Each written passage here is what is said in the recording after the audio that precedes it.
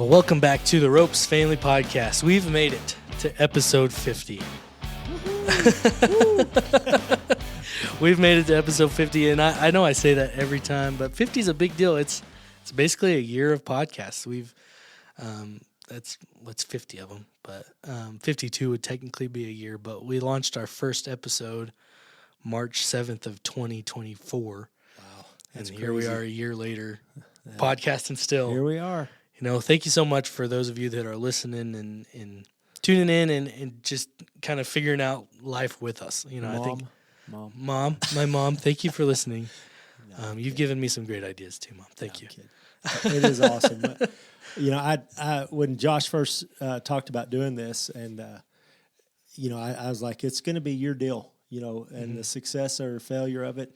And I didn't want to have my hand in it. And Josh has you've done a good job. I don't need to talk to you in the thank you. Whatever. You've done a good job keeping it going and doing some good content. So I'm thankful for that. Well, yeah, I mean, this is like, I say it time and time again, this is one of the funnest things I get to do at work. You know, not everybody gets to kind of express themselves creatively or gets to teach in, or I called a podcast a blog that's talked or spoken the other day. You know, it's basically like that. So it's just kind of being able to get my thoughts out there and trying to help our church members. You know, I think that's the thing that we remember the most is who we're talking to, which is you guys listening. And we thank you so much for listening. I know there's some of you.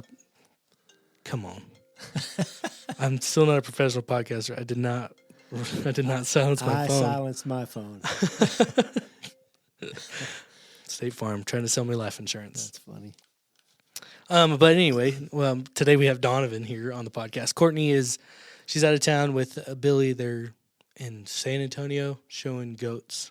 Houston showing goats. Houston. I can't keep track. Yeah. one of the big cities showing goats, and so that's where she's at. So I asked Donovan if he could fill in on this episode, and while we were trying to figure out what to talk about, I just kind of brainstormed some things that you and I, Donovan, have talked about, and one of them we've talked about quite a bit is church growth, and so I wanted to kind of have you on the podcast and we just talk through it. Yeah.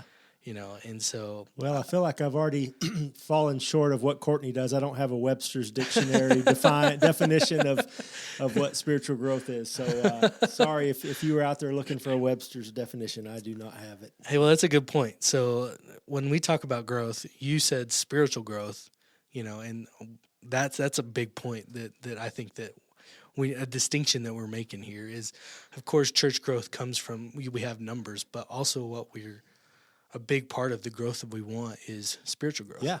That's, as you asked me this earlier, and then I went and did a few things with some guys, which to me, I think there's some college students, and we eat lunch regularly, and I think that's a part of all of our spiritual growth. You know, they have an accountability with each other and with me, and we don't talk spiritual stuff the whole time, but we talk about what they've learned, you know, and that is a part of it because they're growing no matter what. Yeah. They're going to grow in some direction. And you're right. A church can grow numerically. The three things, when you mentioned it to me, where I first started off with this thought, my first three things that pop in my mind when I think about church growth is numerical, spiritual growth, and then ministry growth.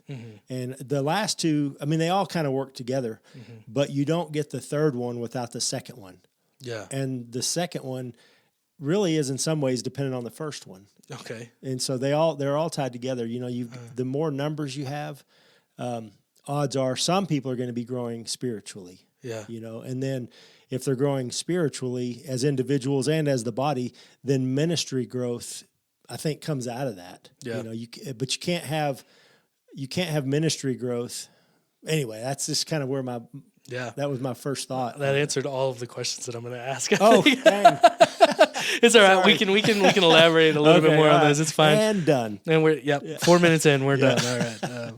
So what is your view on church growth? Is too much growth a bad thing, or is church growth, is that the goal of churches? Well, I mean, obviously, it's probably not the goal, but I think it's an important aspect to think about. I've got a friend, and he's been in ministry. He's retired once from pastoring, and he's about to retire a second time from another position. and he was talking about our area of the Metroplex. Soon, maybe our area of The mini Metroplex. the mini Metroplex of the hub city of Lubbock. And he said he thinks within the next few years that a church like ours will be 2 services. I mean, and he's seen those kind of things before. I don't know if that's true, but when you think about growth and the numbers, I think it is important to grow numerically. Yeah. And there are other things that come along with that, and which we're experiencing. We have conversations every week. I do with some of our older people, and by older I mean my age. In their early 40s. I'm kidding. Mid to late 50s and older. And if you miss 1 week and you come back, there's a new face, and they're like, there's new faces.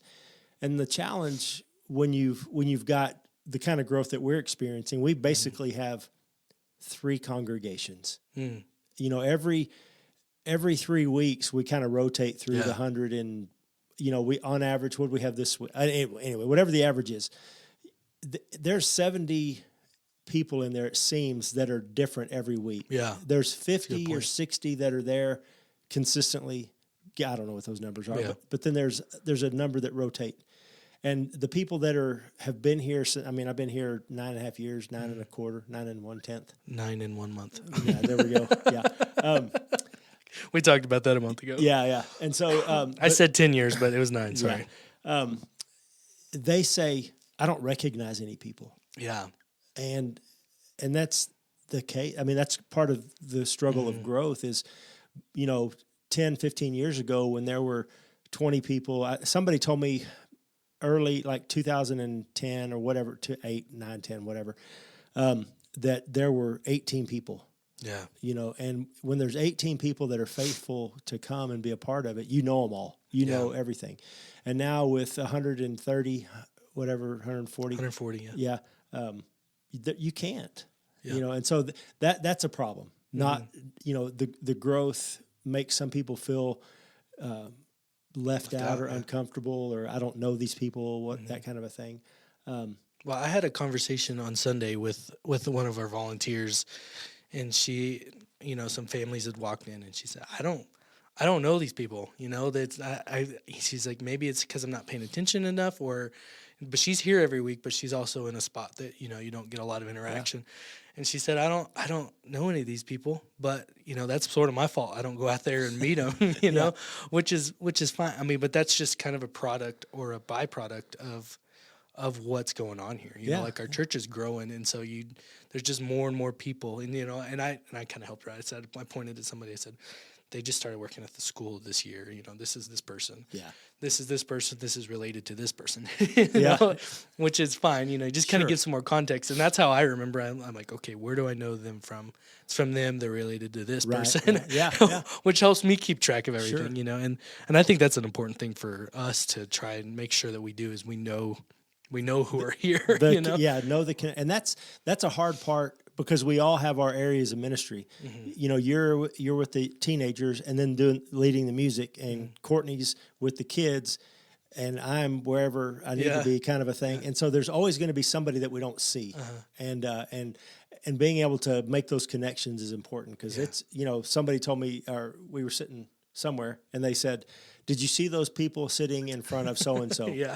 And I'm up there preaching. I see everybody, whether I recognize it or not, is a different thing. Mm-hmm. Yeah. But it was another family kind of a thing. And I'm like, maybe. Yeah. I'm pretty sure I saw them, but I didn't have the connection point. And then, which means if I don't have the connection, there's probably somebody else that doesn't, our outreach team, ministry team. I can't say, hey, can you reach out to that? Because I didn't get it. So, and the good thing about it right now is one of the staff knows that family, sort of. Yeah. We can kind of, this is who that was. Yeah. We know them, we talk to them, and it's usually Courtney, because Courtney knows everybody. Yeah, she knows everybody. That's right. So we can kind of get together in staff meetings and figure out who they are and reach out if we need to and stuff like that. So that's another good thing. Yep. So your question, back to your question, it was, is the growth like that a good thing? Mm-hmm. I think it is. And, in one of your notes that you sent me, there was something, it's probably towards the end of it about plateauing. Yeah. Yeah. And whether that's a good thing or a bad thing. And I tend to think it's a bad thing, maybe. Well, let me ask the question. Where do Okay. you see this church in 5 to 10 years? Do you think it'll plateau, or is it a bad thing if it does plateau in 5 or 10 years? Yeah, it's just hard to say, honestly. I think about we've been here longer. I've been here the longest as pastor. You've been here the longest as ministerial staff. Yeah. That in the history of the church. Yeah. And I think I've been here longer than most other pastors besides you. Yeah, before me, the record, I don't know if it's a record, but it was 5 years, and I'm pastor number, I know this number, but it's eluding me. It's 33 or 34 is the number that I am. Yeah. And something like that. And so our church has never known a period like it is now. And so... Speaking of phones. At least mine was silenced. Yeah.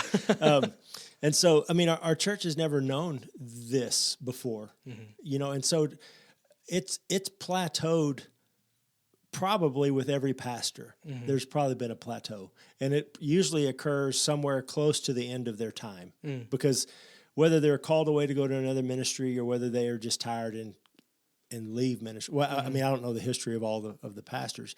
There's a moment whenever things stop the upward trend and they just level off, and whether the pastor sees the decline or not, we don't know. Yeah. But that plateau has happened. This church has seen that a lot.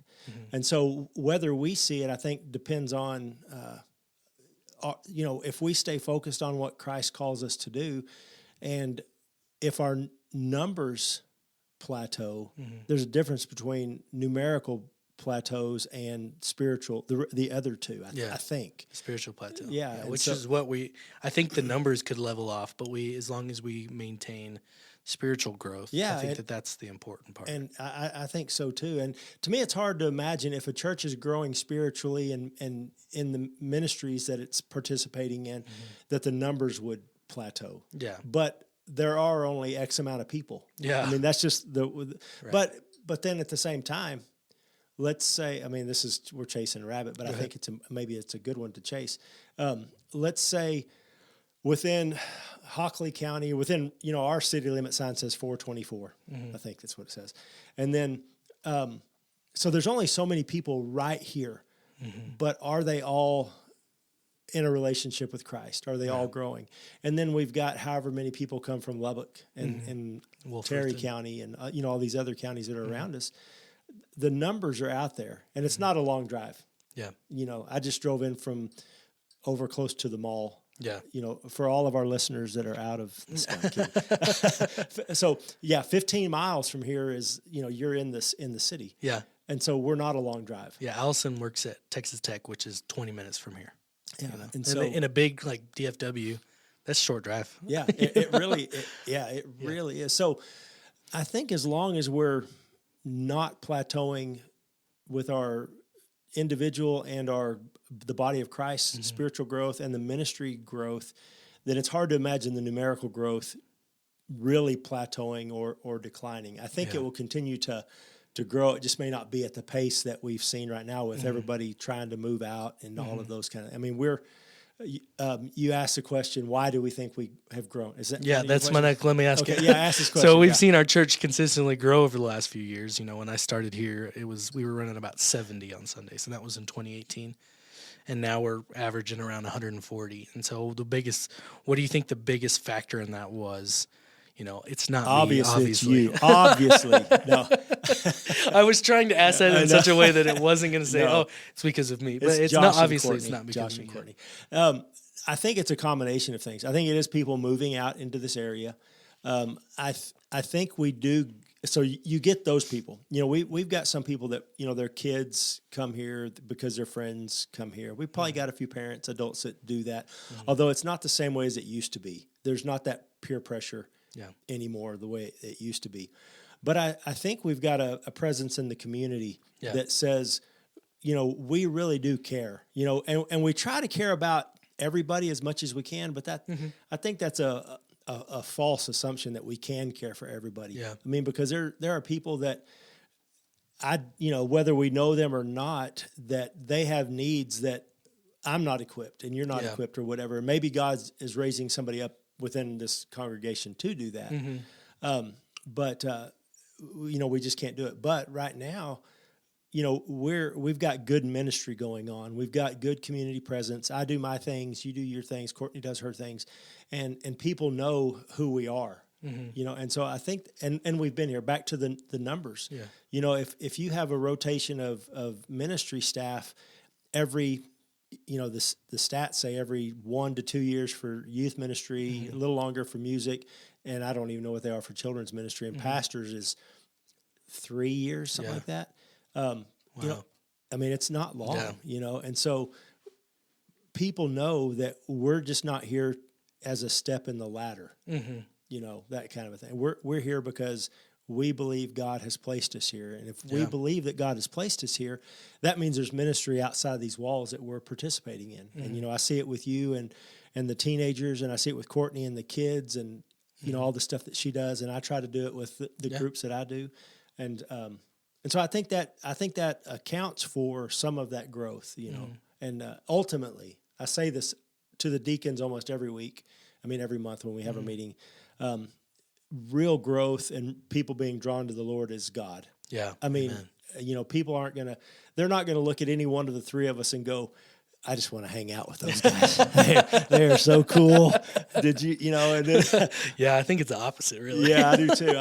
So far, I haven't seen anybody on their Instagram feed or whatever their social media is saying, I got a rare selfie with Donovan or Josh, and it's, that has not happened yet. So it's not that kind of a cool factor that goes into it, but I hope that they know we love them, and that we care. And I think that accounts for a fair portion. Yeah, I think we are approachable. We're not too big for our britches. Yeah. I don't really know what that means, but I like to use it in certain times. Yeah. But I think, like you said, we are approachable. Like, we're not like a plumber. Yeah. They're too big for their britches. Sorry, all the plumbers out there, including my little brother. I don't even remember where we were. Okay, but yeah, we're approachable. Like, people can come to us and just know we're regular people. Yeah. We may be pastors at a church, but we're still just Josh and Donovan. Yeah. We'll talk about whatever. You could get us going about pocket knives. I promise. Yeah. So start talking, or like old cars. That was 5 hours ago. Yeah. Yeah. We just I think so. So we've seen this growth. So how should we as a church manage that growth? Are we doing a good job to do that, or what would you like to see us do? That's the hardest. I think that's the hardest thing. Yeah. Is there a right or wrong way to do it? There's wrong. I'm not sure about the right one yet. I think we're still working on that. The stat used to be one minister can effectively know 7 to 11 people. And so, like on a personal level where and they can call you and cry on your shoulder. We can cry on. And so nobody's called me to cry on my shoulder, but people, they call you with their personal, stuff that's going on. And so the challenge, I think, of a growing church is to equip other people. It goes back to the passage, that what are we called to do? And that we're called to equip, and then you could go off on the whole list of things. But that's, we should have an equipping ministry so that other people are doing the work of the ministry as well. And whatever that's going to look like. And like I said, that's the hardest part, because right now, our Sunday school program, it's not really a program, but our Sunday school Bible study time on Sunday mornings is one area that we've talked about the need. We need equipped Sunday school teachers. Yeah. That's what we need. We need equipped Sunday school teachers. And that's dangerous even saying out loud, because, in the course of my ministry, not just pastoring, but in, X amount of years in youth ministry, I've had people say, I want to teach. I feel God calling me to teach. Yeah. And after the the initial conversation and the requirements and what are the requirements? You don't have to have a degree, but you need to know, you need to love the Lord, and you need to know His Word, and you need to have some ability to teach, that kind of a thing. And some people just aren't. Yeah. They may have a desire, but they've never invested in learning the Scriptures, in learning how to teach, learning what are all of the things that kind of go in with that. And then you put them, you try to plug them in, and there's a real struggle there, that kind of a thing. And so I think that's managing growth. Back to your question, managing growth. I think we're on the cusp of really needing people to understand what that means and to be equipped to lead and to teach in Bible studies, however that plays out. Because what do we have? This past Sunday morning, we don't ever do attendance on Sunday for our Bible studies, but the room, we probably had 40, or so in the fellowship hall, and so I do that the lesson, and then we split into our smaller groups, which works fine. But you add 20 more people in that space, and we're done with that. We're done. And so we had a Sunday like that where it was almost too big. Yeah. Because anyway, to me, that's where I see, I don't know how you managing to me seems like I got my hand involved and all that kind of stuff. I think it's more just orchestrating how things play out, kind of a thing. And so, that's what I think our next need is. We're looking for the music position and how all of that's playing out. We're looking, we're always looking for some solid leadership, but having people that are honestly called and equipped. That's where we are. I think. Yeah, and I think that we try with the people that we have to equip them the best we can, but I think that this is a symptom of growth too. Is we're almost, the job is too big for just you, me, and Courtney sometimes, So that's why we're trying to bring more people on staff, as well as the need for the volunteers, the people that are eager and ready and want to be equipped to serve. I think that's a big deal for sure. Yeah, and my mind just gets stuck on one thing every once in a while, like. What are people? How do we equip? I mean, what are they equipped for? And my mind immediately jumps to, we are First Baptist Church of Ropes, and understanding what that signifies is vital. We had, we've had how many families join in the past little time frame, and they come from different backgrounds. Some of them come from Baptist backgrounds, and the hope is that some of them will feel led to lead. Courtney's looking for volunteers. You're looking for volunteers. We all are, but they need to understand that if we're going to put them in a role of leadership in any area, that we understand who we are. We understand God's word first and foremost, and have a relationship. But this is who we are. We're First Baptist Church, and that used to mean more than it does today, but it's still pretty important for us to know and to interpret Scripture and to understand it.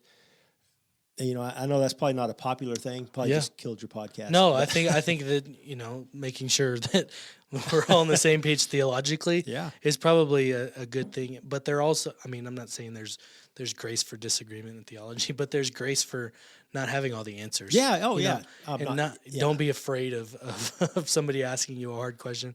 There's a 7th grade kid, Landis, it's you. You're going to be listening to this, that asks me the craziest questions on Sunday nights at 5:05. I'm like, dude, you're making me feel like I have no idea about anything sometimes. But, I visually I get the answer out sometimes. But, you just know that there's grace for that, and there's always always an opportunity to learn more. Sometimes the correct answer in the moment is I don't know. Yeah. And that's before you say something completely wrong. Yeah, and that's a hard thing for adults to grasp. It is okay to not know and to say I will find out. If there's an answer, I will do my best to find out. Yeah, and I even do that with you sometimes. One of the kids will ask me a question. I'm like, I'm not 100% sure, and then I go ask you. Yeah. Because you probably know the answer. Well, I've got a book on that. And then I can take that and then I can relay it to him. And sometimes I'm like, so sorry, I was completely wrong on that.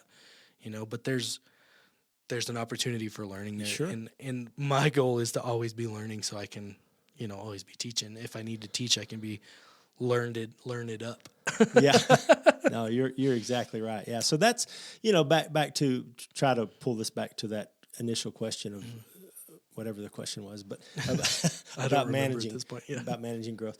But that's a part of it, is having people that are equipped in these areas and being able to turn loose for us, because in many ways we have gotten it to this point. And it's easy, on Sunday morning, a friend of mine, he made this point one time, and he actually preached it here during the deacon ordination. He said, don't take my job. There was, when he went to this one church, he got there early on a Sunday morning. He went through, turned the lights on, turned the thermostats up, made the coffee. And he had I don't know remember if it was a deacon. I think it was a deacon, came in and sat down with him afterwards and said, don't take my job. And his role was to get there a little bit early, to make the coffee and to do some of those things. He couldn't do a lot of other things. Yeah. And so, and for us, now that we've gotten to this point, we have all of these jobs that we've done, and evidently we've done mediocre or better. I mean, I think we've done better, but now it may be time to open our hands and say, here, this is yours. And somebody else is going to make that coffee different, and that doesn't mean it's wrong. It just means it's different. And so, that is very hard for us. Some of us sometimes, like, hey, it is, because we've worked with this stuff for so long. It's hard to just give it a little nudge, But sometimes that's the way growth, because that ministry itself will grow, and then you give more responsibility and an opportunity to serve. That's going to be great. It may actually look like it's declining a little bit when because people are drawn to leadership, and that people are drawn to the way we do things. And so you put somebody else in there, they're going to go, that guy does it different. I may not want to be a part of that. And all they know is it's different. They don't know if it's good, bad, or what. They just know it's different. And so, and for us, if we've genuinely turned it over and given somebody who is equipped and God led to do that, then we need to be able to step back and watch it look like it's not really declining. It's probably just, I don't even know, adjusting. Yeah. And getting ready for some growth of a different kind that we can't implement ourselves, because we don't have the time to take it that we've taken some things as far as they're going to go. Yeah. And so, and putting somebody else in there means it's going to go farther, but it's going to look different because it's not what we've done. Yeah. And that's a hard thing. That is a hard thing to to let it go. It is. And I think you've done that a little bit with, just as far as letting me have more responsibilities, somewhat here and there. You've given things to me to handle, trusted me with podcasts, trusted me with ministry opportunity things. You've kind of let me do those things and just see how it goes. And I think that's what we should be doing as far as Courtney and I in our ministries too. I think that's a good point. Yeah. But back to our ministries, both the kids and the youth ministries have outgrown, but almost outgrown the facilities. Yeah. That's not where I was going with that, but they've grown significantly in the last year. In 2021, we took 11 people to camp, and then this year in 2025, we're going to take 55. Yeah, so that's amazing. We talked about that at lunch. Yeah, that's a huge amount of growth. And it's not. I'm not saying I've done anything. I haven't done anything differently.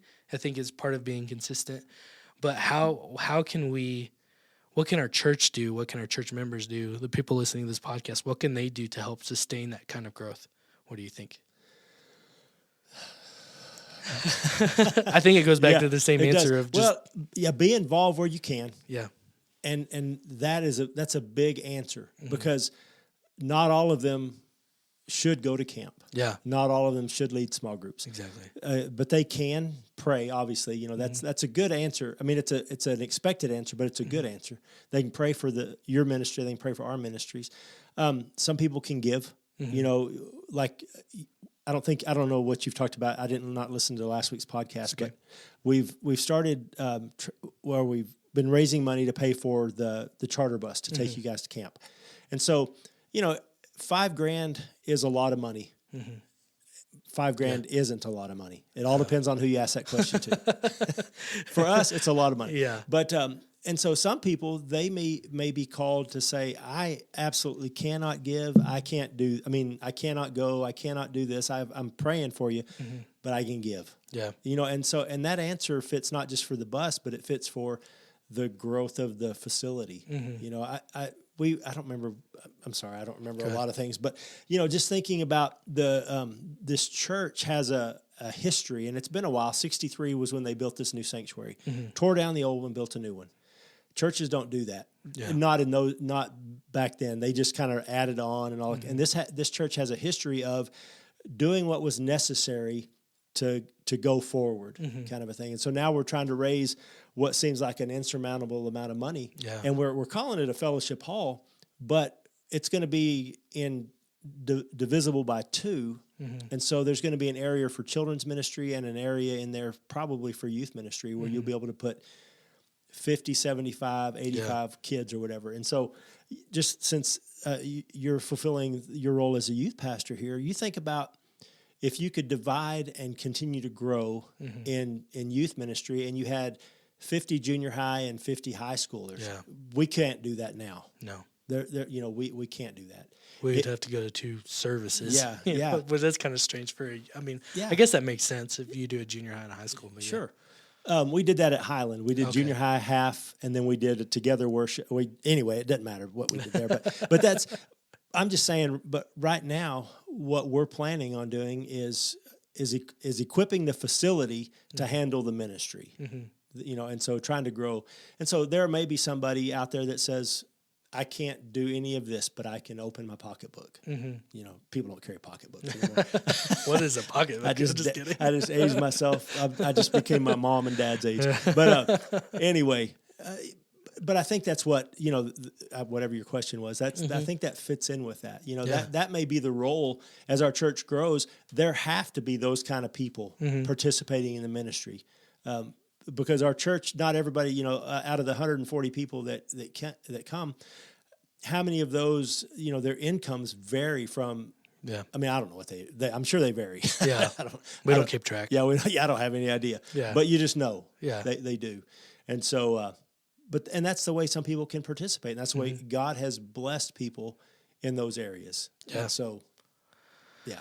So if you have an insurmountable amount of money and you want to give a big pocketbook, whatever that we're being kind of silly about it. Yeah. But honestly, like if you feel called to help us in some way, help the ministries in some way, giving is a great way to do that. And that's really all we could say about it. Yeah. I think, I know. I've got friends that are in a lot bigger churches, and people tend to think that if they give a big chunk of money to a big church, there's more accountability. They're going to watch it, or I don't know. I've just heard people say that, and if I don't know if people are listening to this that have that ability, but our financial program here is transparent. Yeah. It really is, and you can see where every piece of money goes. And so if somebody gives whatever amount of money to the Family Life Center, Fellowship Hall, whatever we're going to call it, and they give a big chunk, that's where it's going to go. We don't get a cut just because what if somebody calls me up and says, Donovan, I want to give $300,000. I'm not getting 10%. I don't get a finder's fee. No. So, that kind of a thing. And so I don't know if you want that in your podcast. No, that's fine. But I was thinking, can that be a thing? Because I was pretty good at selling guitars back in the day. It cannot be a thing. It is teasing. I'm teasing. I know you are. But I'm just saying, you never know who listens and jumps into a podcast and listens. And it could be that God uses this to continue the growth of the church. You just never know who's going to happen upon Ropes Family Podcast. Yeah. And sometimes money's uncomfortable to talk about because some churches have a bad reputation of how they've managed money and how it's not transparent but like you can come pull up our financial statement and see whatever you want to see. You can see how much I make, you can see how much Donovan makes, how much Courtney, you can see how much the staff makes, you can see how much we spend on whatever we're doing, and what our budgets are. Usually the youth budget's way over what it, or way under what we need. Obviously, we're over. We need $5,000 more, for a bus. But sometimes things like that happen, and that's a great problem to have. Yeah. To need a charter bus to take your kids to camp. For those of you who don't know, last year we used some from the school, and they had in their policy where we could use it, and it cost us next to nothing. It was a real blessing, and things changed. That's just the nature of things. And we were not able. It changed after we had already implemented our 2025 budget, so we couldn't put this in there. So that's why it is the way it is. You can tell. Yeah. The way it is. You can tell because of the way that it is. Yeah. So anyway, any other questions? I think that's all my questions, and I think this is a great conversation. It's just for somebody to listen to and understand kind of where our hearts are with the church growth. I don't think that our goal is to necessarily grow the church just to have a bigger church. No. I think our goal is to grow people spiritually, and I think that's hopefully that's obvious and kind of you can see that in the way that we do things is we're not doing it so we can get more people. We're doing it so the people that we have can grow. Yeah, exactly. Because the more you have as far as numerical things go, the more difficult it is. 30 people ago, I was comfortable. Yeah. Because I knew my 15, 20, you knew yours. I mean, it was just, that was the easy, it wasn't easy, but that was manageable for a couple of people. Yeah. And so the more you grow, the more it brings its own things. Brings its own challenges and things to overcome. And we embrace, we look forward to that because if God brings people this way, he's going to equip us to equip others. I mean, that's just hopefully the reality that you and I live in and Courtney lives in is that we want to equip others. So, yeah. Great. So here's a family challenge that I'm coming up with on the spot is if you don't have a church home, come join our church. We'd love to have you. Come have a conversation with us. We'll, and if any of this stuff interests you, like as far as serving in one of the ministries, you feel called to something, please let us come have a conversation with us. We'd love to plug you in however we can and equip you in however we can. Yeah, that's right. Since you already mentioned Landis, I'll mention him again. He has claimed ownership of taking the offering before the children's sermon. Yeah. I mean, and that's at this point, that's kind of his ministry. We've talked about how we can implement that a little different, but right now that's his. Yeah. And so figure out where God can use you and get plugged in here because there's their needs. And that seems like something that's kind of small, but I think that, as these kids grow older, they're going to look up to Landis, and he was that kid taking the offering. And when Landis is in high school and they're in junior high, they're going to be able to look up to somebody like that, that was in that position. And you're impacting people without even realizing it. Yeah. Even in the small ministry things like Josh Dorman handing out the bulletins that's right. or the kitchen ladies making food, you're impacting people in so many ways without even realizing it. Yep, that is right. All right, that's all we got this week. Thank you, Donovan, for being on the 50th episode of the Ropes Family Podcast. We'll be back with another episode next week, and I think Courtney will be back too. So we'll talk at y'all later. Peace.